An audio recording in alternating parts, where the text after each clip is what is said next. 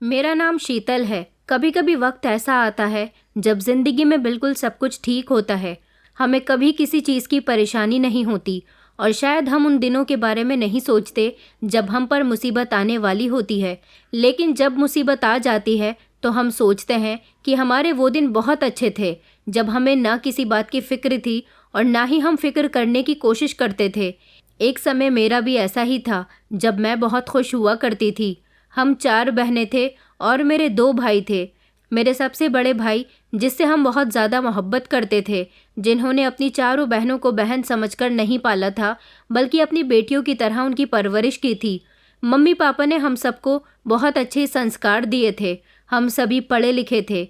मेरी एक बहन थी जो सबसे छोटी थी। हालांकि मैं अपनी सब बहनों में सबसे बड़ी थी, सबसे ज़्यादा समझदार थी। इसलिए घर में सब लोग मुझसे बहुत प्यार करते थे और मैं घर के हर काम में सबसे आगे रहा करती थी। जिंदगी बड़ी खुशहाल गुजर रही थी। उस समय वक्त कितनी तेज़ी से रफ्तार पकड़ रहा था, कुछ पता ही नहीं चला। जिंदगी में बुरा समय तो जब आना शुरू हुआ था जब मेरी सबसे छोटी वाली बहन तमन्ना की तबीयत खराब रहने लगी थी। 7 साल की उम्र में उसे ब्रेन हेमरेज हो गया था, जिसकी वजह से उसके इलाज पर बहुत सारे पैसे खर्च हो गए थे। मेरे पापा का अच्छा कारोबार था, इसलिए हमारे घर में किसी चीज़ की कोई कमी नहीं थी। मगर बहन के बीमार रहने से पापा की सारी सेविंग्स और मम्मी का सारा जेवर उसके इलाज पर लग गया था। उस समय मेरी उम्र 20 साल थी और मुझसे छोटी मेरी दोनों बहनें मुझसे काफ़ी छोटी थीं। मेरे छोटे भाई का नाम मनीष था। मनीष की उम्र मेरी छोटी बहन से 4 साल ज़्यादा थी। हम सारे बहन भाइयों की उम्र में लगभग 2 या 3 साल का ही फ़र्क था। मम्मी हमेशा तमन्ना के लिए परेशान रहती थी क्योंकि वो घर में सबसे छोटी और सबकी लाडली बेटी थी और बीमार थी। काफ़ी सारा वक्त इसी तरह से गुजर गया था। मेरी बहन का इलाज करने में मेरे घर वालों ने किसी तरह की कोई कमी नहीं छोड़ी थी। वो हर तरह से यही कोशिश करना चाहते थे कि उनकी बेटी ठीक हो जाए। मगर मेरी बहन की दिमागी हालत दिन ब दिन ख़राब होती गई और उसका जितना इलाज होता वो उतनी ही ज़्यादा बीमार होती जाती थी। उसके अंदर बहुत सारी बीमारियां पैदा हो गईं, जिसकी वजह से एक दिन ऐसा हुआ कि वो इस दुनिया में न रह सकी और इस दुनिया को छोड़कर चली गई। मगर मेरे पापा और मेरे बड़े भाई के पास जितनी भी जमा पूंजी थी वो सारी की सारी बहन के इलाज पर ख़त्म हो गई थी। उसके बाद मेरे घर वाले पूरी तरह से खाली हो गए थे। उस हादसे के बाद बहुत कोशिश की गई कि हमारे घर के हालात नॉर्मल हो जाएं, मगर जैसे हमारे घर की खुशियों को तो किसी की नज़र लग गई। ना तो घर के हालात बेहतर हो सके और ना ही हमारी बहन बच सकी। धीरे धीरे मैं जवान हो रही थी। मेरे घर वालों को मेरी शादी की बहुत फिक्र थी। तमन्ना के मरने के बाद मम्मी पापा तो जैसे उदास रहने लगे थे। आखिरकार तमन्ना थी ही इतनी प्यारी कि हम सब उसे बहुत प्यार करते थे। सबसे छोटा होने की वजह से वो हम सब की इतनी लाडली थी कि हम हमेशा उसकी फिक्र में पागल होते रहते थे। उसके जाने के बाद तो जैसे घर सूना सूना सा हो गया था। घर में इतने सारे लोग होने के बावजूद भी कुछ अच्छा नहीं लगता था। वक्त बढ़ता चला जा रहा था। मेरी शादी की उम्र होने लगी थी, मगर क्या किया जा सकता था।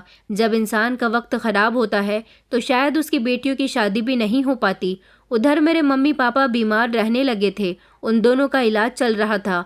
मेरे बड़े भाई अनुज मम्मी पापा की तरफ से बहुत परेशान रहते थे। वो प्राइवेट स्कूल में जॉब करते थे। वहाँ पर उन्हें मामूली सी सैलरी मिलती थी क्योंकि जिस स्कूल में वो पढ़ाते थे वो स्कूल ज़्यादा फेमस नहीं था, इसलिए उनकी सैलरी भी कम थी और इसी सैलरी में वो अपने माता पिता का इलाज भी करवा रहे थे और अपने घर को भी चला रहे थे। मेरा छोटा भाई मनीष, जो कि अभी कम उम्र का था और अभी पढ़ाई कर रहा था।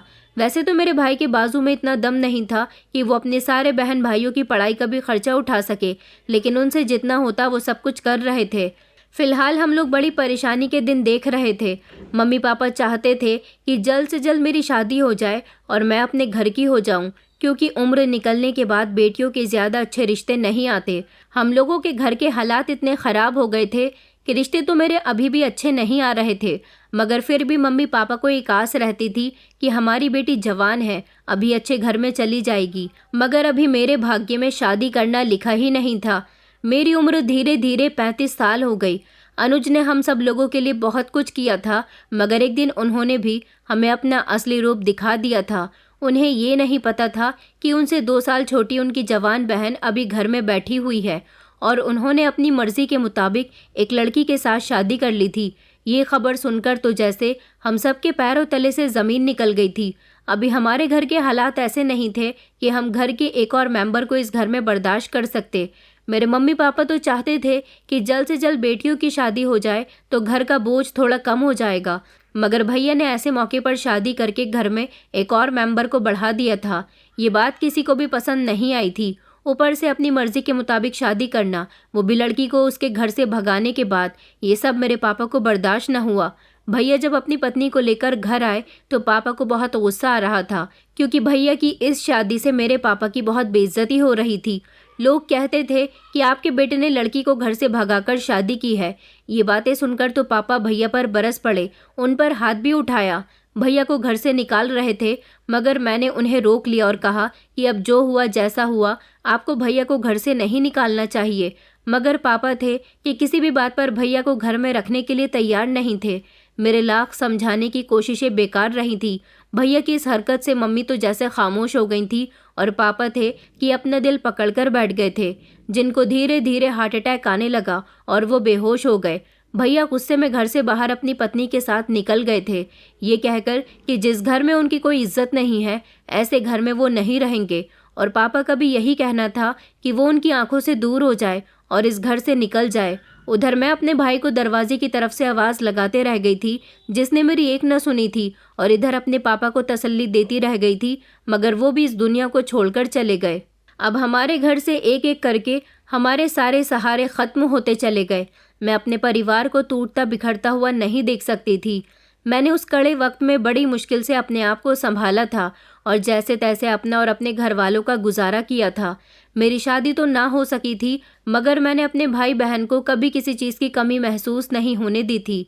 छोटा भाई मनीष हमेशा मेरे कहने पर चलता था। धीरे धीरे मेरे भाई बहन बड़े होने लगे थे।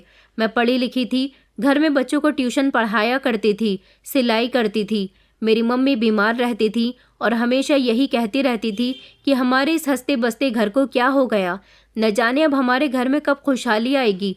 मैं अपनी मम्मी को हमेशा भरोसा दिलाती थी कि हमारे घर में एक दिन ऐसा ज़रूर आएगा जब हमें सारी खुशियाँ वापस मिल जाएंगी, मगर ऐसा कब और कैसे होना था ये तो मैं भी नहीं जानती थी, लेकिन मुझे ऊपर वाले पर बहुत भरोसा था।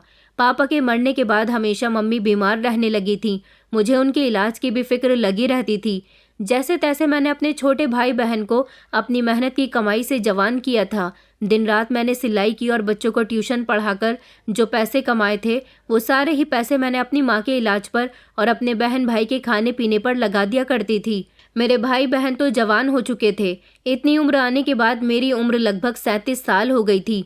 अब तो मेरे रिश्ते भी आने बंद हो गए थे। मुझे तो अब लगता ही नहीं था कि कभी मेरी शादी होगी, क्योंकि जब मेरी शादी की उम्र थी तब मेरी शादी ना हो सकी, और अब जब मैं अपने घर की जिम्मेदारियों में बंद कर रह गई थी तो मुझे शादी नहीं करनी थी।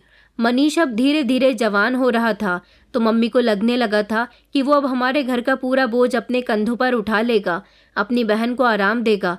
मैं अभी भी मेहनत में पीछे नहीं थी। मुझे अपनी बहनों की शादियाँ करनी थी और अपने भाई की भी शादी करनी थी। मैंने अब ठान लिया था कि जब तक मेरे भाई बहन अपनी ज़िंदगी में सेटल नहीं हो जाते, तब तक मैं अपने बारे में कुछ नहीं सोचूंगी। मेरे भैया जो कि हमारा घर छोड़कर जा चुके थे, उनके बारे में हमारे कुछ रिश्तेदार बताते रहते थे कि वो अपनी शादीशुदा ज़िंदगी बहुत अच्छे से गुजार रहे हैं। हालांकि उन्होंने कई बार हमसे कांटेक्ट करने की कोशिश की थी, मगर मेरी मम्मी ने भैया से हमेशा नाराज़गी जाहिर की थी और कभी ना तो उन्होंने खुद भैया से बात की थी और ना ही हम में से किसी को करने दी थी, क्योंकि वो भैया को पापा की मौत का जिम्मेदार समझती थी। उनका यही कहना था कि अगर अनुज भैया घर छोड़कर ना जाता तो शायद पापा इस दुनिया से भी ना जाते। उनको हार्ट अटैक सिर्फ भैया की वजह से आया था। जिंदगी और मौत तो ऊपर वाले के हाथ में है, मगर कुछ हादसे ऐसे मौके पर हो जाते हैं जिनकी हमें उम्मीद भी नहीं होती, और दिल दुखाने वाला भी ऐसे मौके पर दिल दुखा ही देता है कि इंसान उस सदमे को बर्दाश्त नहीं कर पाता और फिर लेने के देने पड़ जाते हैं। यही वजह थी कि मेरे घर में अनुज भैया को ही पापा की मौत का जिम्मेदार माना जाता था, जिसकी वजह से शायद मेरे दिल में भी उनके लिए नफरत पैदा हो गई थी। अब वो हमसे जब भी बात करने की कोशिश करते, हम में से कोई भी उनसे बात नहीं करता, और अब तो हम उनकी कोई खैर खबर भी नहीं रखते थे। हमारे दिल में यही रहता था कि वो मरे या जिए, हमें कोई फ़र्क नहीं पड़ता। एक दिन मम्मी की बहुत ज़्यादा तबीयत ख़राब हो गई थी। मैं मम्मी को फ़ौरन ही डॉक्टर के पास लेकर गई। डॉक्टर ने मम्मी की हालत बहुत सीरियस बताई थी। मम्मी को एडमिट करने के लिए बहुत सारे पैसों की ज़रूरत पड़ रही थी। शायद अनुज भैया को हमारे पड़ोसी लोगों ने मम्मी की तबीयत के बारे में बता दिया था, क्योंकि हमारे पड़ोस के कुछ लड़के अनुज भैया के दोस्त थे। भैया भागे भागे अस्पताल आए थे और उन्होंने अस्पताल के काउंटर पर मम्मी के इलाज के लिए पैसे जमा करवा दिए थे। मगर मैंने जब अनुज भैया को अस्पताल में देखा तो मैं उन पर बरस पड़ी थी और उनसे कहा था कि हमारे घर की सारी खुशियाँ आपकी वजह से ख़त्म हो गईं।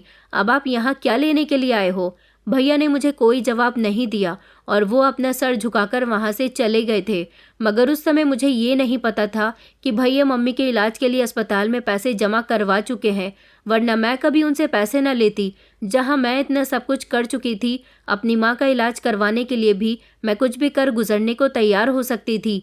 ये बात तो मुझे बाद में पता चली जब अनुज भैया वहाँ से जा चुके थे और मुझे ये भी नहीं पता था कि वो कहाँ रह रहे थे। फिलहाल कुछ दिनों बाद मम्मी की तबीयत ठीक हो गई तो मैं उन्हें घर लेकर आ गई थी। मैंने अपने छोटे भाई से कहा था कि अब तुम कहीं नौकरी की तलाश करो, मम्मी की तबीयत ख़राब रहती है, मुझे उनका भी ख्याल रखना होता है। इस दौरान मैं अपना काम नहीं देख पाती। मैंने आसपास के लोगों से बोल दिया था कि मुझे अपनी दोनों छोटी बहनों की जैसे तैसे जल्द से जल्द शादी करनी है। मनीष कहता था कि दीदी ये सब कुछ कैसे होगा, मगर मैंने उससे कहा था कि तुम फिक्र ना करो, सब कुछ ठीक हो जाएगा। अब मम्मी का इकलौता बेटा मनीष ही बचा था, इसलिए वो उससे बहुत प्यार करती थी और उनको उससे बहुत उम्मीदें थीं। हमेशा वो उससे यही कहती थी कि तुम्हारी बहन ने तुम लोगों के लिए बहुत कुछ किया है। तुम जब नौकरी करना शुरू कर दोगे और अपने पैरों पर खड़े हो जाओगे तो अपनी बहन का हक अदा करना मत भूलना। मुझे भी अपने भाई से बहुत उम्मीद थी। मैं चाहती थी कि हम दोनों मिलकर अपनी दोनों बहनों की शादी कर दें, मगर भाई अपनी सैलरी के आधे ही पैसे हमें दिया करता था, वो आधे पैसे अपने पास रखा करता था। फिलहाल मेरी बहनों के अच्छे रिश्ते आने शुरू हो गए थे। मैं ये नहीं चाहती थी कि जैसी ज़िंदगी मैं यहाँ गुजार रही हूँ ऐसी ही ज़िंदगी मेरी बहनें भी गुजारें। इसलिए मैंने उनके अच्छे रिश्ते एक्सेप्ट कर लिए और उन दोनों की शादी जल्द से जल्द करने का फ़ैसला किया। कुछ वक्त गुजरने के बाद जैसे तैसे मैंने उन दोनों में से एक बहन की शादी कर दी थी और एक अभी कुंवारी रह गई थी। मेरी तीसरे नंबर वाली बहन की अभी शादी नहीं हो सकी थी। न जाने उसके ससुराल वालों को क्या प्रॉब्लम थी, वो लोग शादी करने का नाम ही नहीं ले रहे थे। शायद उन्हें हमसे ज़्यादा दहेज की उम्मीद थी, मगर हम अपनी बहन को ज़्यादा दहेज नहीं दे सकते थे। कुछ दिन तक इसी तरह मेरी बहन के ससुराल वालों से हमारा उतार चढ़ाव चलता रहा। जब वो लोग भी बहस पर उतर आए तो इस तरह मेरी बहन का रिश्ता वहाँ से ख़त्म हो गया था, जिस बात पर मेरी छोटी बहन भी टूट कर रह गई थी। एक बहन की शादी करने के बाद तो मैं अपनी जिम्मेदारी से फ्री हो गई थी। रही भाई की शादी की बात, तो वो खुद कमाता था, इसलिए अपनी शादी खुद भी कर सकता था, लेकिन मुझे अपनी छोटी बहन के लिए भी रिश्ता तलाश करना था, जो कि नहीं मिल पा रहा था। फिर कई साल इसी तरह से गुजर गए। मेरी एक बहन जिसकी मैंने शादी कर दी थी, वो अपनी ससुराल में बहुत अच्छी रह रही थी। अभी मेरी छोटी बहन का रिश्ता नहीं लग रहा था। मैं तो यही चाहती थी कि पहले मेरी बहन की शादी हो जाए, मैं अपने सारे भाई बहन से फ्री हो जाऊं, फिर कभी भगवान चाहेगा तो मेरी भी शादी हो जाएगी, और अगर ना भी हो सकी तो मैं अकेली अपनी ज़िंदगी जैसे तैसे गुजार लूँगी। मगर मुझे ऊपर वाले से इतनी जल्दी उम्मीद नहीं थी कि वो मेरे लिए इतना अच्छा रिश्ता भेज देगा। मेरी बहन के लिए तो रिश्ता ना आ सका, मगर एक रिश्ता मेरे लिए आया था। वो लड़का भी अपने भाई बहन की जिम्मेदारियां पूरी करते करते अपनी उम्र से आगे निकल चुका था।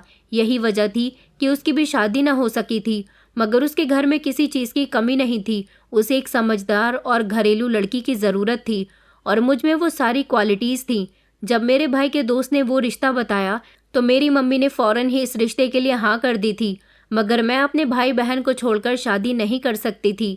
मैं जानती थी कि मेरा भाई अभी उम्र में छोटा है, जिस तरह से मैंने अपने घर वालों को संभाला वो नहीं संभाल सकेगा, लेकिन फिर भी मम्मी के ज़िद करने पर मैं शादी करने के लिए राज़ी हो गई थी। आखिरकार मेरी मम्मी को हमेशा मेरी शादी की फ़िक्र सताती रहती थी और वो मुझे यही समझा रही थी कि भगवान ने तुम्हारे लिए अच्छा रिश्ता भेजा है, इसका मतलब ये है कि तुम्हारी शादी का भी वक्त आ गया। इस रिश्ते से इनकार मत करना, वरना सारी ज़िंदगी पछताती रह जाओगी। पहले ही तुम अपने भाई बहन के लिए काफ़ी कुछ कर चुकी हो। जिस लड़के से मेरी शादी होने जा रही थी उसका नाम आयुष्मान था। आयुष्मान देखने में बहुत अच्छे थे। वो ज़्यादा अमीर तो नहीं थे, मगर अपनी सैलरी से अपने घर को उन्होंने आराम से मेंटेन किया हुआ था। उनके आगे पीछे भी कोई नहीं था। अपने सभी छोटे भाई बहन की शादी करने के बाद वो अब अपनी पत्नी के साथ अपनी ज़िंदगी खुशहाल तरीके से गुजारना चाहते थे। उन्होंने अपने सभी भाई बहन को उनके पैरों पर खड़ा कर दिया था, इसलिए उन्हें अब किसी की चिंता नहीं थी। अब वो अपने बारे में सोचना चाहते थे। मेरी शादी आयुष्मान के साथ हो गई तो मुझे ससुराल आने के बाद भी अपने मायके की चिंता लगी रहती थी। मैं चाहती थी कि बस किसी भी तरह मेरे दोनों भाई बहन अपनी लाइफ में सेट हो जाएं। शादी के बाद मैं बहुत खुश रहती थी, देर से ही सही मगर मेरी ज़िंदगी में खुशहाली आ गई थी। मुझे देख देख कर मेरी मम्मी भी बहुत खुश हुआ करती थी। एक दिन जब मैं अपने ससुराल से मायके गई तो मम्मी मुझसे कहने लगी कि मैं चाहती हूँ कि मैं तुम्हारे भाई मनीष की शादी कर दूँ। बेटा, मेरी तबीयत ख़राब रहती है। मनीष मेरे लिए इकलौता बेटा है क्योंकि अनुज तो मेरे लिए मर चुका है। मैं चाहती हूँ कि अपनी आंखों के सामने अपने बेटे की शादी देख लूँ, क्योंकि अपनी बेटियों की शादी तो मैं देख चुकी हूँ। अगर इस बीच तुम्हारी बहन का रिश्ता भी लग गया तो उसकी शादी भी हो जाएगी। मैं चाहती हूँ कि घर में बहू आ जाए और वो मेरी सेवा किया करे। मुझे अपनी माँ की इस बात से कोई दिक्कत नहीं थी। मैंने अपने भाई से इस बारे में बात की, क्या वो भी मम्मी की खुशी के लिए शादी करना चाहता है? क्या वो फाइनेंशियली इतना मजबूत है कि शादी के बाद अपनी पत्नी का भी खर्चा उठा सकता है? मनीष ने कहा कि हाँ, वो अपनी शादी करना चाहता है, क्योंकि मेरे जाने से घर में बहुत सारी दिक्कतें आ गई थी। मम्मी तो घर के कोई काम नहीं किया करती थी। मेरे जाने के बाद प्रतिज्ञा ही थोड़े बहुत काम कर लिया करती थी, मगर वो भी ज़्यादा कुछ नहीं जानती थी। इसीलिए भाई का यही मानना था कि उसकी शादी हो जानी चाहिए। फिलहाल मैंने अपने भाई के लिए एक अच्छी और समझदार लड़की की तलाश की थी। वो लड़की मेरी मम्मी को भी बहुत पसंद आई थी और इस तरह मैंने अपने छोटे भाई की भी शादी करवा दी थी। मुझे अपनी भाई की पत्नी श्वेता से बहुत उम्मीदें थीं कि वो हमारे घर को जोड़ कर रखेगी। भाई की शादी हुई तो मैं अपने घर की तरफ से बेफिक्र हो गई थी। ऊपर वाला एक दिन ऐसा समय भी लाएगा कि मेरी बहन की भी शादी हो जाएगी, मगर अब मेरी बहन को घर के सारे काम नहीं करने पड़ेंगे। घर में उसका हाथ बटाने के लिए अब भाभी जो आ गई है। श्वेता सिर्फ मुझे ही पसंद नहीं थी, बल्कि मेरी मम्मी को भी बेहद पसंद आई थी। हमें श्वेता और मनीष से बहुत सारी उम्मीदें थीं, क्योंकि हमारा एक भाई तो हमारी सारी उम्मीदों को तोड़ चुका था। हमें अनुज भैया और उसकी पत्नी अब बिल्कुल भी पसंद नहीं थी। उन लोगों से तो हम कोई रिश्ता रखना ही नहीं चाहते थे और उनको भूले हुए भी हमें काफ़ी समय हो गया था। मगर काफ़ी लंबे समय तक अनुज ने हमसे कुछ कहने की कोशिश की थी। उसने हमसे कई बार अपने किए की माफ़ी मांगने की कोशिश की थी, मगर हमने ना तो उसकी कोई बात सुनी थी और ना ही उसकी माफ़ी को स्वीकार किया था। फिलहाल अब ज़िंदगी में काफ़ी बदलाव आ चुका था। मैं अपने घर वालों की तरफ से बहुत बेफिक्र रहती थी और अपने घर में मेरी ज़िंदगी अच्छी गुजर रही थी। शादी के बाद जब मैं कभी कभी अपने मायके जाती तो मम्मी हमेशा मुझसे भाभी की तारीफ़ करती रहती थी। उन्हें भाभी से बहुत हमदर्दी होती थी। वो कहती थी कि देखो तो सही, बेचारी अभी नई नवेली दुल्हन है और घर के सारे कामकाज करती है। मैं भी खुश थी कि चलो भाभी तो अच्छी आई है, जो घर के सारे काम भी करती है और मेरी मम्मी की सेवा भी करती है। मैं बेफिक्र थी, इसलिए अब मैंने अपने मायके आना जाना भी बहुत कम कर दिया था और अब मैं प्रेग्नेंट भी हो गई थी, इसलिए मैं अब ज़्यादा कहीं आती जाती नहीं थी। डॉक्टर ने मुझे आराम बताया था। मेरा पति इस खबर को सुनकर बहुत खुश हुआ था। हमारी ज़िंदगी में जैसे खुशियों की शुरुआत होने लगी थी, उस दौरान मुझे अपने मायके गए हुए लगभग 4 महीने गुजर गए थे। लेकिन जब मेरी तबीयत कुछ ठीक हुई तो मुझे अपने घर जाने का बहुत मन करने लगा। मैंने एक दिन अपने पति से कहा कि चलो ना घर चलते हैं, सबसे मिलने का बहुत मन कर रहा है। मेरे पति ने फ़ौरन मेरी बात मान ली और वो मुझे मेरे मायके लेकर चले गए। जब मैं वहाँ गई तो मैंने देखा कि घर में बड़ी ही शांति फैली हुई थी। मुझे कहीं से कहीं तक भी कोई नज़र नहीं आ रहा था। मैं धीरे धीरे चलती हुई मम्मी के कमरे की तरफ गई तो मम्मी को देखकर मेरे पैरों तले से ज़मीन निकल गई थी, क्योंकि मम्मी तो बड़ी बुरी कंडीशन में अपने बिस्तर पर पड़ी हुई थी। मेरी बहन प्रतिज्ञा मुझे कहीं भी नज़र नहीं आ रही थी और ना ही भैया भाभी दिखाई दे रहे थे। मैंने मम्मी को संभाला, उनसे कहा कि आपको क्या हुआ है, क्योंकि मेरी मम्मी का हाथ सूज रहा था।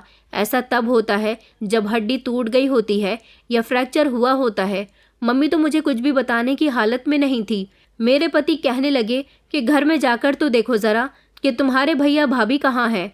मैंने पूरे घर में उनको ढूंढ लिया था, मगर वो मुझे कहीं भी नज़र नहीं आए थे। मेरे पति ने कहा कि हमें मम्मी को डॉक्टर के पास लेकर चलना चाहिए, क्योंकि मम्मी को तेज़ का बुखार भी था। फिर मैं और मेरे पति उनको अपनी गाड़ी में बिठाकर डॉक्टर के पास ले गए थे। डॉक्टर ने कहा कि इनके हाथ में फ्रैक्चर हुआ है और उनका बुखार कम करने की उन्हें दवाई भी दे दी गई थी। थोड़ी देर के बाद हम उन्हें घर ले आए। मैंने उनको दवाई खिलाई और कुछ देर आराम करने के लिए कहा था। जब 2 घंटे के बाद मेरी मम्मी सोकर उठी तो उनकी तबीयत कुछ बेहतर नज़र आ रही थी। मैंने मम्मी से उनकी कंडीशन के बारे में जब दोबारा से पूछा तो वो मेरे गले से लगकर फूट फूट कर रोने लगी थी। उन्होंने मुझे बताया कि बेटा, जिस दिन से घर में बहू आई है उस दिन से घर के हालात बड़े ख़राब हो गए। ये सब सुनकर तो मैं चौंक गई थी, क्योंकि जब मैं पहले यहाँ पर आया करती थी तो मम्मी उनकी तारीफ़ करती थी, और आज ये क्या था? मम्मी उनके बारे में ऐसी बातें क्यों कह रही थी? फिर मम्मी ने मुझे पूरी बात बताई, जिसे सुनकर मेरी आंखों से लगातार आंसू बह रहे थे। मम्मी कहने लगी कि पिछले 3 महीने से मुझे अपनी ज़िंदगी बड़ी बुरी लगने लगी है। बहू तो खाना भी नहीं बनाती और ना ही घर का कोई कामकाज करती है। सारे घर में गंदगी फैली रहती है। खुद वो होटल में खाना खाकर आते हैं। हम दोनों माँ बेटी भूखी रहा करते थे। प्रतिज्ञा को जब अपनी भाभी की ये बात बुरी लगने लगी तो उसने श्वेता से इस बात को टोकना शुरू कर दिया। बस उसी दिन से वो हाथ धोकर प्रतिज्ञा के पीछे पड़ गई। मेरी बेटी ही घर के सारे काम करती थी, मगर श्वेता तो हमेशा प्रतिज्ञा के लिए काम बढ़ाती रहती थी। जानबूझकर घर में गंदगी फैलाया करती, जिसे साफ करते करते मेरी बेटी थक जाती थी। श्वेता बस यही चाहती थी कि प्रतिज्ञा जल्द से जल्द इस घर से निकल जाए। उसने अपने किसी रिश्तेदार से मेरी बेटी की शादी करवाने का फैसला किया। हमने सोचा कि अगर लड़का ठीक हुआ तो हम शादी कर देंगे। मैंने जब लड़के का फ़ोटो देखा तो मैंने फ़ौरन ही मना कर दिया था कि मैं अपनी बेटी की शादी इसके साथ नहीं करूंगी, क्योंकि वो कोई लड़का नहीं था बल्कि एक 55 साल का उम्रदार आदमी था। प्रतिज्ञा भी इस रिश्ते के लिए तैयार नहीं थी, मगर तुम्हारी भाभी ने तुम्हारी बहन पर इतने इल्ज़ाम लगाए कि तुम्हारा भाई उसके कहने में आ गया और उसने प्रतिज्ञा की शादी ज़बरदस्ती इस आदमी के साथ करवा दी। मेरी बेटी न जाने वहाँ कैसी ज़िंदगी गुजार रही होगी। और तो और मैं सारा दिन भूखी रहती हूँ, बीमार पड़ी रहती हूँ, मगर मुझे कोई पूछता भी नहीं। मनीष तो पूरी तरह से अपनी पत्नी का दीवाना हो गया। उसने उसे अपने काबू में कर रखा है। वो तो कभी अपनी माँ और बहनों को पलटकर देखता भी नहीं। दोनों बहनें शादी के बाद अपने मायके आई हैं तो श्वेता उन्हें घर से भेज देती है और कहती है कि यहाँ आने की ज़रूरत नहीं है। तुम्हारा घर तुम्हारी ससुराल है, ये घर मेरा है। वो उन दोनों से बहुत लड़ती झगड़ती है। वो दोनों बेचारी दरवाजे से आगे भी नहीं बढ़ पाती और इसी तरह दरवाजे से ही वापस लौटकर अपने घर चली जाती हैं। मैंने सोचा कि अच्छा हुआ तुम भी इस दौरान हमारे घर नहीं आई, और ना ही मैंने तुम्हें यहाँ बुलाने की कोशिश की, क्योंकि बहू बड़ी ख़तरनाक है। वो यहाँ तुम्हारी भी बहुत बेइज्जती कर देती। मगर मैं सुकून से हूँ कि मेरी तीनों ही बेटियाँ अपनी अपनी ससुराल में खुश रह रही हैं। प्रतिज्ञा की शादी उससे बड़ी उम्र के आदमी के साथ हुई तो क्या हुआ, वो उसे खुश रखता है, क्योंकि बहू से मेरी बेटी की खुशी भी बर्दाश्त नहीं होती। मैं जानती हूँ कि प्रतिज्ञा दिल से वहाँ पर खुश नहीं है, लेकिन क्या कर सकते हैं। उसके भाई ने ज़बरदस्ती बिना कुछ सोचे समझे ही उसकी शादी करवा दी। मेरी कोई भी बेटी कैरेक्टर की ख़राब नहीं है, लेकिन बहू ने प्रतिज्ञा पर इतने इल्ज़ाम लगा दिए थे कि मेरी बेटी भी शादी करने के लिए मजबूर हो गई थी। बहू एक दिन खाना बनाती है तो उसे 3-4 दिन तक चलाती है। मुझे रोज़ बासी खाना गर्म करके दे देती है, जिससे मेरा पेट खराब हो जाता है। हर दूसरे तीसरे दिन मैं खुद जाकर जैसे तैसे मेडिकल से दवाई लेकर आ जाती हूँ। मेडिकल वाले को पैसे देने के लिए मेरे पास पैसे नहीं होते तो वो बेचारा मुझ पर तरस खाकर मुझे उधार दवाई दे देता है, मगर हर बार तो कोई किसी की मदद नहीं कर सकता। अब वो भी मुझसे पैसे मांगने लगा है। मैं उसे पैसे कहाँ से दूँ? मनीष मुझे पैसे देता ही नहीं है, ना ही मेरी कोई परेशानी और तकलीफ़ उसे नज़र आती है। मेरे दोनों बेटों ने मेरी ज़िंदगी ख़राब कर दी। मुझे अपने बेटों से ऐसी उम्मीद नहीं थी। दोनों बेटों में से किसी एक ने भी कभी मुझे पलटकर नहीं देखा। ये सारी बातें बताकर मम्मी बेहद रो रही थी। मैंने मम्मी से कहा कि इतना सब कुछ हो गया, मगर आपने मुझे कुछ भी बताना ठीक नहीं समझा। मम्मी कहने लगी कि बेटा, मैंने तुझे इसलिए ये सब कुछ नहीं बताया क्योंकि मैं तुझे ऐसी हालत में परेशान नहीं करना चाहती थी। मम्मी की सारी बातें सुनकर तो मैं सच में बहुत परेशान हो गई थी। मुझे श्वेता से ऐसी उम्मीद नहीं थी कि वो मेरे घर को इस तरह से बिखेर कर रख सकती है। मेरी माँ के साथ इतना वो लोग बुरा सलूक कर सकते हैं, ऐसा तो मैंने कभी सोचा भी नहीं था। मैंने मम्मी से पूछा कि अच्छा आपके हाथ की ये हालत कैसे हुई, तो उन्होंने मुझे बताया कि कल मैंने मनीष से श्वेता की शिकायत की थी, क्योंकि अब श्वेता मुझसे घर के सारे काम करने को बोलती है। मेरी कंडीशन ऐसी नहीं है कि मैं नौकरानी बनकर घर के सारे काम करूं। कभी मुझे मेरी बेटियों ने कोई काम करने ही नहीं दिया। इस बात पर मनीष को गुस्सा आ गया। उसने कहा कि अब आप यहाँ अकेली रह गई हो। मेरी पत्नी सारा दिन घर का काम करके थक जाती है, तो मिल बांट कर काम कर लिया करो। वो भी उल्टा मुझे ही सुनाकर चला गया। मैंने उसकी शिकायत उसके पति से क्यों कर दी, वो इसी बात का बदला लेने के लिए मेरे कमरे में आई और उसने मेरा हाथ मरोड़ कर रख दिया। मैं ज़ोर ज़ोर से चीख रही थी, मगर उसको मुझ पर तरस न आया। मैंने मम्मी से कहा कि उसकी इतनी हिम्मत कि उसने आपका हाथ मोड़ दिया। मुझे अपनी मम्मी पर बहुत तरस आया था। यही वजह थी कि मेरी मम्मी का हाथ सूज रहा था। मैं अपनी मम्मी को ऐसे नरक में छोड़कर नहीं जाना चाहती थी। मैं इंतज़ार कर रही थी कि कब मनीष घर आए और मैं उससे इस बारे में बात करूं। काफ़ी देर तक मैं उसका इंतज़ार करती रही थी। मैंने सोचा कि अच्छा हुआ मैं आज यहाँ पर आ गई। शायद मैं आज यहाँ ना आती तो ना जाने मेरी माँ के साथ क्या क्या होता रहता और मैं इन सब से बेखबर रहती। मेरे पति को भी ये सब सुनकर बहुत गुस्सा आया था। वो खामोश बैठे रहे थे।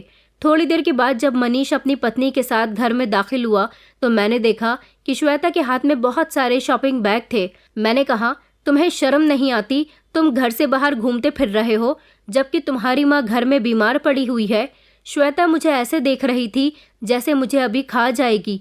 उसने कहा, तुम बड़े दिनों बाद हमारे घर पर आई हो। देखो, मेहमान हो और मेहमान की तरह रहो। नाश्ता पानी करो और यहाँ से चली जाओ। मैंने कहा, तुम्हें मेरे और मेरे भाई के बीच में बोलने की ज़रूरत नहीं है। मैं तुमसे बात नहीं कर रही बल्कि अपने भाई से बात कर रही हूँ। तभी मनीष ने भी मुझे खामोश करवा दिया और कहने लगा कि ये हमारे घर का मैटर है। हम कहीं भी जाएं, कुछ भी करें, तुम्हें कोई मतलब नहीं होना चाहिए दीदी। मैंने कहा, मैं तुम्हारी बड़ी बहन हूँ, तुम इस तरह से मुझसे बात कैसे कर सकते हो? तो वो कहने लगा कि अब इस घर का मालिक मैं हूँ और इस घर का बड़ा भी मैं ही हूँ। ये घर सिर्फ मेरी कमाई से चलता है, इसीलिए मैं जो चाहे वो कर सकता हूँ। और अगर मेरे ही घर में रहकर आप मुझसे और मेरी पत्नी से बदतमीज़ी करोगी तो आपसे बड़ा भी अब मैं ही हूँ। मैं भी आपसे बदतमीज़ी कर सकता हूँ। मैंने उसे गुस्से की नज़र से देखा। वो सच में बदल गया था। जब मैंने श्वेता की तरफ देखा तो वो शातिराना मुस्कुराहट में हंस रही थी। मैं समझ गई थी कि अब हमारी ज़िंदगी में और ज़्यादा मुश्किलें आने वाली हैं। मुझे अपनी माँ पर रह रहकर तरस आ रहा था कि मेरे सामने ये लोग ऐसी हरकतें कर रहे थे तो ना जाने मेरे जाने के बाद मेरी मम्मी के साथ क्या क्या करते होंगे। मैं रोते हुए वहाँ से वापस अपने घर आ गई थी। रात के लगभग 8 बज गए थे। मैं अपने भाई से ज़्यादा बहस तो नहीं कर सकती थी क्योंकि मैं जान गई थी अगर मैं उससे कुछ कहती तो वो मुझसे लड़ाई झगड़ा करने के लिए बिल्कुल तैयार बैठा था, जिसके लिए मैंने अपनी शादी इतनी देर से की। जिन भाई बहन के लिए मैंने क्या कुछ नहीं किया, आज वही मुझे नज़र दिखा रहा था। उसकी इतनी उछलकर बोलने की वजह ये थी कि उसकी अच्छी जगह पर नौकरी लग गई थी और वो पहले से ज़्यादा अच्छी कमाई करने लगा था, इसलिए उसे अपने आप पर बहुत घमंड होने लगा था। फिलहाल मैं घर आई तो मेरा दिल बहुत दुखा था। बार बार मेरा ध्यान अपनी माँ की तरफ जा रहा था और अपनी उस बहन की तरफ जिसकी शादी उन्होंने उसकी मर्ज़ी के खिलाफ करवा दी थी और मैं कुछ न कर सकी थी। फिलहाल मुझे ये तसल्ली थी कि वो अपनी ससुराल में खुश रह रही थी, लेकिन फिर भी एक बार मैं उससे मिलना चाहती थी, देखना चाहती थी कि ये बात सच है या फिर झूठ। इसीलिए अगले दिन मैंने उसके ससुराल का पता लगा लिया और मैं उससे मिलने के लिए चली गई। जब मैं उसके ससुराल गई तो ये देखकर मैं सच में खुश हुई थी कि उसका पति उसका बहुत ख्याल रखता था। वो बड़े से घर में रहती थी। मैं अपनी बहन से मिली। वो मेरे गले से लगकर फूट फूट कर रोई थी और फिर उसने भी जब मुझे बताया कि भाभी ने उसके साथ क्या क्या किया तो मेरा दिल बहुत दुखा था। उसने बताया कि एक दिन जब वो छत पर कपड़े सुखाने गई तो भाभी ने मनीष से उसकी शिकायत कर दी थी कि वो पड़ोस वाले किसी लड़के से बातें कर रही है और उन्होंने खुद अपनी आंखों से उसे बातें करते हुए देखा है। मनीष ने अपनी पत्नी का आंखें बंद करके विश्वास कर लिया था। बस उसी दिन से ही उस बेचारी का घर में जीना दुश्वार हो गया था। उसने बताया कि वो दोनों माँ बेटी अपने कमरे से बाहर ही नहीं निकलती थीं। अगर वो मनीष से अपने खर्चे के लिए पैसे मांगती तो वो फ़ौरन ही मना कर दिया करता था। शादी के कुछ दिनों तक तो मनीष और श्वेता बहुत अच्छे रहे थे, लेकिन फिर धीरे धीरे उन्होंने अपनी असलियत दिखानी शुरू कर दी थी। श्वेता को ऐसा लगता था कि वो प्रतिज्ञा की शादी बड़ी उम्र के मर्द के साथ कर देगी तो मेरी बहन वहाँ खुश नहीं रहेगी, लेकिन उसका भाग्य बहुत अच्छा था। जो लोग दूसरों के साथ बुरा करते हैं उनके साथ बदले में वही लोग बुरा नहीं करते, बल्कि किस्मत उनका बदला लेती है। फिलहाल मेरी बहन अपने पति के साथ खुश थी क्योंकि उसके पति को मेरी बहन जैसी खूबसूरत लड़की जो मिल गई थी, इसलिए वो उसकी कदर करता था और उसकी हर ख्वाहिश को पूरी किया करता था। मैंने सोच लिया था कि मैं किसी भी तरह अपनी माँ को अपने पास लेकर आ जाऊंगी, अपनी माँ का बहुत ख्याल रखूंगी। मैंने अपने पति से भी इस बारे में बात कर ली थी। मेरे पति ने कहा था कि उन्हें कोई प्रॉब्लम नहीं है अगर मेरी मम्मी उनके घर में हमारे साथ रहेंगी तो। वैसे भी अब मेरी मम्मी ही तो अकेली बची थी। मैं अपनी मम्मी को लेने के लिए जब उनके घर गई तो वहाँ जाकर मुझे भाभी ने बताया कि तुम्हारी माँ यहाँ से जा चुकी है। मैंने भाभी से बहुत पूछा कि वो कहाँ गई हैं, मगर भाभी कहने लगी कि हम नहीं जानते कि वो कहाँ गई हैं।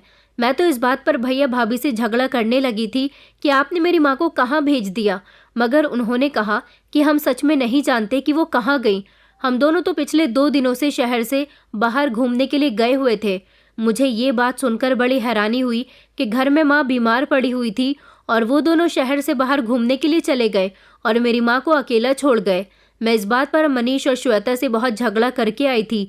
इतना झगड़ कर आई थी कि उन लोगों ने मुझे घर से बाहर निकलने को कह दिया था और कहा था कि अब तुम्हारी माँ यहाँ नहीं है और तुम्हें अब यहाँ पर आने की भी कोई ज़रूरत नहीं है। तुम्हें अपनी माँ की इतनी ही फिक्र है तो जाओ जाकर ढूंढ लो, यहाँ आकर तमाशा मत करो। मैं वहाँ से रोती हुई आई तो घर आकर मेरी बहुत तबीयत बिगड़ गई और जब मैं बेहोश होकर ज़मीन पर गिरी तो मुझे अपना कोई होश नहीं था और जब मुझे होश आया तो पता चला कि मैं अस्पताल में हूँ। मेरी तबीयत ठीक नहीं थी। मेरा उस समय 5वां महीना लग गया था। ज़्यादा टेंशन लेने की वजह से बार बार मेरी तबीयत बिगड़ जाती थी। मेरे बच्चे की जान को खतरा था। जब मेरे पति को ये बात पता चली तो उन्होंने मुझे बहुत डांट लगाई थी और कहा था कि जब जब तुम अपने घर जाती हो तो तुम्हें टेंशन हो जाती है। तुम्हें अब अपने मायके जाने की कोई ज़रूरत नहीं है। अपने बच्चे की कंडीशन के बारे में सुनकर तो मेरे पति का भी दिल दिमाग बदलने लगा था, इसलिए उनका नज़रिया मेरी तरफ से बहुत बदल गया था। अब वो मुझे मेरे मायके जाने की परमिशन नहीं देते थे। हालांकि मैंने उन्हें बहुत समझाया भी था कि मम्मी न जाने कहाँ चली गई हैं। मेरे पति कहने लगे कि तुम्हारी बाकी 2 बहनें और भी तो हैं, वो तो तुम्हारी माँ की कोई फिक्र नहीं करती। सारा ठेका तुमने ही लिया हुआ है क्या? काफ़ी समय तक तुमने अपने परिवार वालों का ध्यान रखा, अब तुम्हें अपना ध्यान रखने की ज़रूरत है। और ख़बरदार, तुम्हारी वजह से अगर मेरे बच्चे को किसी तरह का नुकसान पहुंचा तो मैं तुम्हें माफ़ नहीं करूंगा। वैसे भी मेरे पति की काफ़ी उम्र में शादी हुई थी और ऊपर वाले ने हमें औलाद का सुख भी दिया था। सबसे बड़ी बात तो हमारे लिए यही थी। अब मैं अपने पति के आगे ज़्यादा बोल भी नहीं सकती थी। हालांकि हमेशा उन्होंने मेरा साथ दिया था। अब वो मेरा साथ देने के लिए सिर्फ इसलिए तैयार नहीं थे क्योंकि वो अपने बच्चे को खोना नहीं चाहते थे। इसलिए मैं भी घर में रहने लगी, मगर दिन रात मेरे बड़ी मुश्किल से गुजरते थे। मैं बहुत परेशान रहती थी कि मैं क्या करूं। मेरी माँ कहाँ चली गई? मैंने कई बार अपने पति का मोबाइल लेकर चुपके से मनीष को कॉल भी की थी, मगर मनीष ने मेरी कॉल रिसीव नहीं की। 1-2 बार भाभी ने कॉल रिसीव भी कर ली थी तो उन्होंने यही कहा था कि तुम्हारी मम्मी इस घर में नहीं रहती, आज के बाद हमें फ़ोन करने की ज़रूरत नहीं है। उनका ऐसा कहने से मुझे ये तो पता चल जाता था कि मम्मी घर में नहीं आई है, मगर वो कहाँ गई और इन लोगों ने उनके साथ क्या किया था। मैं दिन रात रोती रहती थी। मेरी तबीयत तो अभी भी ठीक नहीं थी। ये सब देख देख कर मेरे पति मुझ पर बरसते रहते थे कि तुम्हें रोने धोने की ज़रूरत नहीं है। एक बार मेरा बच्चा आ जाए तो तुम जो चाहे करना, मगर इस बच्चे की खातिर अपना ख्याल रखा करो। जैसे तैसे दिन बढ़ते जा रहे थे। मुझे अपनी मम्मी की तरफ से बहुत टेंशन होती रहती थी। शायद मेरी दोनों बहनों को भी इस बारे में कुछ पता नहीं था। उनका मोबाइल नंबर भी मेरे पास नहीं था और मैं कहीं जा भी नहीं सकती थी। मैं क्या करूं? कैसे अपनी मम्मी को ढूंढूं? इसी तरह से और 2 महीने गुजर गए थे। अब मेरे पास कोई रास्ता नहीं था। मेरे पति मुझे एक पल के लिए भी अकेला नहीं छोड़ते थे। हमेशा वो मुझ पर नज़र रखते थे। यही वजह थी कि मैं अपनी माँ को खुद तलाश नहीं कर सकती थी। लेकिन फिर काफ़ी सोच विचार करने के बाद मुझे एक रास्ता नज़र आया था। शायद उस रास्ते को मुझे नहीं अपनाना चाहिए था, मगर मैं क्या करती? मैं अपनी माँ की तरफ से बेफिक्र तो नहीं हो सकती थी। एक ऐसा इंसान था जो मेरी मदद कर सकता था, जिसने एक बार ऐसे समय में मेरी मदद की थी जब मैं बहुत परेशान थी, जब भी मेरे पास सारे रास्ते बंद हो चुके थे, और वो इंसान मेरी मदद करके चला गया था। वो इंसान कोई और नहीं बल्कि मेरा बड़ा भाई अनुज था। मुझे उनका नंबर याद था, इसलिए मैंने उनके नंबर पर कॉल की और उनको रोते हुए मम्मी के बारे में सब कुछ बता दिया। मेरी बात सुनकर वो बेहद परेशान हुए थे और उन्होंने मुझसे वादा किया था कि वो मम्मी को ढूंढकर ही रहेंगे। मैं जानती थी कि वो मेरी मम्मी को ढूंढकर मेरे पास ज़रूर लेकर आएंगे। 2-3 दिन फिर इसी तरह से गुजर गए थे। वो मेरी मम्मी को ढूंढ रहे थे या नहीं ये तो मैं नहीं जानती थी, लेकिन इस दौरान मेरी तबीयत इतनी ख़राब हो गई कि मेरा 8वां महीना लगते ही मेरी डिलीवरी कर दी गई थी। भगवान की कृपा से मेरा बच्चा बिल्कुल ठीक था, बस उसे कुछ कॉम्प्लिकेशंस हो गई थी। ऊपर वाले ने मुझे बहुत बड़ी खुशी दे दी थी। मेरा पति खुश था, मैं भी खुश थी और परेशान भी थी, क्योंकि मेरा ध्यान अभी भी मेरी मम्मी पर पड़ा हुआ था। उस दिन मुझे दो दो खुशखबरी मिली। एक तो मैं माँ बन गई थी और फिर रात के समय जब भैया मम्मी को लेकर मुझसे मिलवाने के लिए अस्पताल ही आ गए थे। मम्मी और अनुज को अस्पताल में आते हुए देखकर मुझे बहुत खुशी हुई थी। आखिरकार अनुज ने मम्मी को ढूंढ निकाला था। मम्मी मेरी आंखों के सामने थी और मुझे बेहद ही खुशी हो रही थी। मैंने मम्मी से पूछा कि आप कहाँ चली गई थी, तो मम्मी ने मुझे बताया कि मनीष अपनी पत्नी के कहने में आकर उन्हें वृद्ध आश्रम छोड़ आया था, जबकि वो उनके आगे हाथ जोड़कर रो रही थी और कह रही थी कि मुझे वृद्ध आश्रम मत भेजो, मगर उन्होंने एक न सुनी और वो मेरी मम्मी को वृद्ध आश्रम छोड़ आए थे। जब मैंने अनुज भैया को कॉल की तो अनुज भैया ने अपने शहर और आसपास के शहरों के सभी आश्रम में मम्मी को तलाश किया। अनुज भैया कहने लगे कि आजकल जब माता पिता बच्चों के लिए बोझ बन जाते हैं तो फिर वो लोग अपने माता पिता को वृद्ध आश्रम जैसी जगह पर ही छोड़ आते हैं। वो मेरी मम्मी को जाकर ले आए थे। मम्मी ने जब उनको देखा था तो वो फूट फूट कर रोई थी। अनुज भैया ने मम्मी से माफ़ी मांग ली थी और उनको बताया था कि पापा की मौत उनकी वजह से नहीं हुई थी। भले ही वो अपने बेटे का सदमा ले गए थे, मगर उनकी मौत के जिम्मेदार वो नहीं है। वो तो हम सबको कुछ बताना चाहते थे। उनका कहना था कि ये वो लड़की थी जिसे भैया बेहद मोहब्बत करते थे, लेकिन घर में बहुत जिम्मेदारियां थीं। अनुज भैया की बहनें जवान बैठी हुई थी और ऐसी हालत में वो अपनी शादी की बात करते हुए अच्छे नहीं लगते, क्योंकि उन्हें अपनी जवान बहनों की फिक्र थी। मगर उस लड़की के घर वाले उसकी शादी तय कर चुके थे और फिर एक दिन उसकी शादी का समय भी आ गया था। मगर वो लड़की भैया से बहुत प्यार करती थी, इसलिए उसने शादी वाले दिन अपनी जान देने का फैसला कर लिया था और भैया से कह दिया था कि अगर तुमने मुझसे शादी नहीं की तो मैं अपनी जान दे दूंगी। भैया इस बात से बहुत डर गए और फिर इस तरह भैया ने उसकी शादी वाले दिन ही उसे घर से भगा लिया और उसके साथ शादी भी कर ली थी। और जब वो उनको घर लेकर आए तो हम सब लोगों ने उन्हें गलत समझा, उनकी बात नहीं सुनी। यही वजह थी कि इतनी सारी मिसअंडरस्टैंडिंग हो गई थी। मगर भैया हमेशा से ही ये बात उन्हें बताना चाहते थे। हमने कभी उनकी पूरी बात को सुना ही नहीं। भैया हमेशा हम लोगों की फिक्र किया करते थे। जब उन्हें मम्मी की तबीयत के बारे में पता चल गया था तो उन्होंने मम्मी का इलाज अपने पैसों से करवा दिया था। लेकिन जब मनीष की नौकरी लग गई तो भैया ने भी यही सोचा कि अब सब कुछ ठीक हो जाएगा, क्योंकि मनीष काम करने लगा है और वो घर के हालात ठीक कर लेगा। लेकिन जब मैंने उनको ये सब बताया तो उनको बेहद अफसोस हुआ था और फिर उन्होंने मम्मी को तलाश करना शुरू कर दिया था।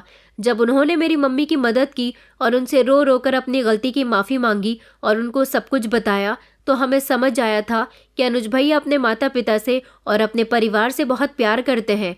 हर मोहब्बत से शादी करने वाला बेटा अपनी पत्नी के कहने में आकर गलत नहीं होता। मेरी मम्मी को लगता था कि मनीष उनका बहुत साथ देगा, मगर मनीष की शादी अपनी मर्जी से कराने पर और अपनी पसंद की बहू लाने पर भी इस बहू ने मेरी मम्मी की ज़िंदगी ख़राब कर दी थी। फिलहाल मम्मी की सारी जिम्मेदारी तो अनुज भैया ने ले ली थी और उन्होंने कहा था कि मम्मी अब कभी मनीष के घर नहीं जाएंगी।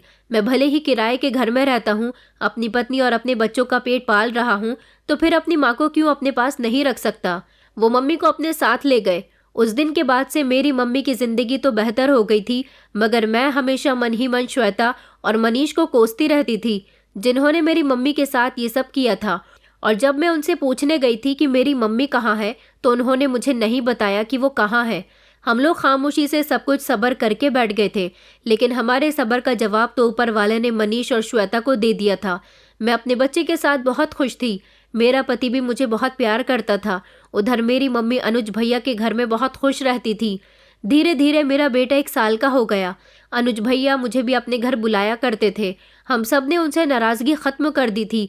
उनकी पत्नी तो श्वेता से लाख गुना बेहतर थी। अब सब कुछ बिल्कुल ठीक चल रहा था जब एक दिन मेरे घर का दरवाज़ा बजने लगा। मैंने दरवाज़ा खोल कर देखा तो ये देखकर मैं चौंक गई थी कि मेरे घर के दरवाजे पर कोई और नहीं बल्कि मनीष और श्वेता थे। मनीष फूट फूट कर रो रहा था।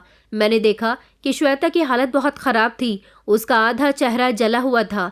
मैंने उनसे पूछा, ये तुम लोगों की क्या हालत हुई है? मैंने उनकी हालत देखकर उन्हें अपने घर के अंदर बुला लिया था। उस समय मेरा पति घर में मौजूद नहीं था। मेरे सामने बैठकर वो दोनों रोने लगे। मनीष कहने लगा कि दीदी, मेरी सारी गलतियों को माफ़ कर दो और मम्मी कहाँ है मुझे बता दो, क्योंकि मैं मम्मी को वृद्ध आश्रम छोड़ आया था। मैं वहीं पर गया तो पता चला कि मम्मी वहाँ नहीं है। दीदी, मुझे अपनी गलती का एहसास हो गया। मैंने अपनी मम्मी के साथ बहुत गलत किया। दरअसल मैं आपके पास मदद के लिए आया हूँ। मेरी बेटी की तबीयत बहुत ख़राब है, उसके इलाज के लिए पैसों की ज़रूरत है। मुझे थोड़े से पैसे दे दो और मुझे मम्मी के बारे में भी बता दो ताकि मैं उनसे माफ़ी मांग सकूं, क्योंकि अब तक जो कुछ मैंने और श्वेता ने उनके साथ किया, शायद इस सब की हमें सज़ा मिली है। उनकी बात सुनकर तो मैंने बड़े घमंड के साथ उनसे कहा था कि जो तुम लोगों ने मेरी मम्मी के साथ किया वही अब तुम लोगों के साथ हो रहा है। जैसे एक दिन मैं तुम्हारे पास अपनी मम्मी के बारे में पूछने के लिए आई थी और तुमने मुझे कुछ नहीं बताया था, ऐसे ही मैं भी तुम्हें कुछ नहीं बताऊंगी। मैं नहीं जानती कि मम्मी कहाँ है और मैं तुम्हारी कोई मदद नहीं करूंगी। और वैसे भी तुम तो बहुत अच्छी नौकरी करते हो, तुम्हें पैसों की ज़रूरत क्यों पड़ गई? और आज अपनी माँ का ख्याल कैसे आ गया? तुमने मेरी मम्मी को बहुत सताया है। तुम्हारे साथ जो हुआ वो ऊपर वाले ने किया, मगर शायद उन दोनों को मदद की बेहद ज़रूरत थी। मनीष ने बताया कि मम्मी के जाने के बाद काफ़ी समय तक वो लोग बहुत खुश रहे थे, क्योंकि उनके सर पर अब किसी की जिम्मेदारी नहीं रही थी। लेकिन ये खुशी ज़्यादा दिन की नहीं थी। ऊपर वाले ने उन्हें माता पिता बनने की खुशी भी दे दी थी। इस पर तो उनकी खुशी के और भी ठिकाने नहीं थे। मगर जब इन दोनों की बेटी पैदा हुई तो वो जन्म से ही ठीक नहीं थी। उसका एक पैर नहीं था और उसके शरीर के कुछ अंग पूरी तरह से नहीं बने थे। कोई भी डॉक्टर उसका इलाज नहीं करना चाहते थे, मगर फिर भी वो दोनों अपनी बेटी का इलाज करवा रहे थे। वो चाहते थे कि वो अपनी बेटी को विदेश ले जाएंगे और वहां जाने के बाद उसका इलाज करवाएंगे तो वो ठीक हो जाएगी। इसलिए उन्होंने बहुत सारा पैसा जमा किया हुआ था। वो लोग विदेश तो नहीं जा सके थे, लेकिन कुछ जाने माने डॉक्टर को उन्होंने अपनी बेटी को दिखाया। काफ़ी समय तक उसका इलाज चला। उनके पास के सारे पैसे खत्म हो गए, यहाँ तक कि उन्हें अपना घर भी बेचना पड़ गया था। मगर उनकी बेटी की सिर्फ सांसें चल रही थी, वो कोई हरकत नहीं करती थी। उसे ऊपर वाले ने बड़ा ही अजीब और ख़तरनाक बनाया था। ऐसा इसलिए था क्योंकि उन लोगों ने भी तो अपनी माँ को सताने में कोई कमी नहीं छोड़ी थी। जैसे मेरी मम्मी वृद्धाश्रम में काफ़ी समय तक परेशान रही थी, इसी तरह से ये भी अब दर दर की ठोकरें खा रहे थे और अपनी बेटी के लिए परेशान हो रहे थे। श्वेता के चेहरे पर भी एक अजीब तरह की एलर्जी हो गई थी, जिससे उसका आधा चेहरा जला जला सा हो गया था। अब मेरा भाई उसके चेहरे का भी इलाज करवा रहा था, मगर ये लोग अब क्या क्या कर सकते थे। अब इनके पास ऐसी नौबत आ गई थी कि इन्होंने लोगों के घरों में भीख मांगना शुरू कर दिया था। बेटी और पत्नी के इलाज के लिए भागते भागते मेरा भाई अपनी नौकरी भी छोड़ चुका था। मनीष और श्वेता को ये उम्मीद थी कि मैं बड़ी हूँ और इसी वजह से मैं इन लोगों को माफ़ कर दूंगी, इसीलिए ये लोग मेरे पास आए थे और मम्मी से भी मिलना चाहते थे ताकि अपनी गलतियों की माफ़ी उनसे मांग सके। शायद इन लोगों की परेशानियां इस तरह कुछ कम हो जाए। फिलहाल मैं बड़ी थी, इसीलिए मैंने इनको माफ़ कर दिया था, लेकिन अपने माता पिता के साथ गलत करने वाले लोगों का शायद यही अंजाम होता है। एक मेरी मम्मी जिन्होंने अपने सही बेटे को गलत समझा और गलत बेटे से सही की उम्मीद लगाई, जिनको उनके किए की सज़ा मिली थी। कुछ बच्चे ऐसे नहीं होते जैसे माता पिता उनके बारे में सोच लेते हैं। फिलहाल मेरी मम्मी की ज़िंदगी अनुज के साथ अच्छी गुजर रही है। हम सब भाई बहनों से जितना हो सका हमने मनीष को उनकी बेटी के इलाज के लिए पैसे दे दिए थे और उनको माफ़ भी कर दिया था। मगर कुछ समय तक मनीष की बेटी का इलाज चलता रहा और फिर वो इस दुनिया को छोड़कर चली गई थी। इन दोनों पति पत्नी ने हमसे माफ़ी मांग ली थी। मेरी मम्मी ने भी हार कर इनको माफ़ कर दिया, क्योंकि वो माँ का दिल था, इसलिए वो अपने बेटे को ज़्यादा तकलीफ में नहीं देख सकती थी। मेरी मम्मी आज भी अनुज भैया के साथ रहती हैं। उनकी पत्नी उनका बहुत ख्याल रखती है। मनीष से हम लोगों ने सारे रिश्ते ख़त्म कर दिए। वो तो हम लोगों से बहुत मिलना चाहता है, मगर उसकी पत्नी और वो हमारे दिल से अब उतर चुके हैं। बुढ़ापे में माता पिता को अपने बच्चों का सहारा चाहिए होता है, मगर जो बच्चे अपने माता पिता को बोझ समझते हैं और उन्हें तंग करने से या फिर किसी आश्रम भेजने से उनको ऐसा लगता है कि उनकी ज़िंदगी से बोझ हल्का हो रहा है, तो ऐसा बिल्कुल भी नहीं है। जब तक माता पिता आपको आपकी गलतियों के लिए माफ़ नहीं कर देते, तब तक आपको अपनी ज़िंदगी में सुकून नसीब नहीं होता। इसलिए अपने माता पिता की कदर किया करें। माता पिता को परेशान करके सुखी आप भी नहीं रह सकते। क्या मनीष और उसकी पत्नी ने अपनी मम्मी के साथ ठीक किया? क्या मेरी मम्मी ने अनुज भैया को गलत समझकर ठीक किया? और हमारी इस पूरी कहानी में किसकी गलती है और किसकी नहीं, हमें इसका जवाब ज़रूर दीजिएगा। दोस्तों, उम्मीद करती हूँ आपको हमारी कहानी पसंद आई होगी। कहानी पसंद आई है तो वीडियो को लाइक करें, चैनल पर नए हैं तो चैनल को सब्सक्राइब करें और हाँ, नोटिफिकेशन बेल को ज़रूर दबाएं ताकि अगली अपडेट सबसे पहले आपको मिले।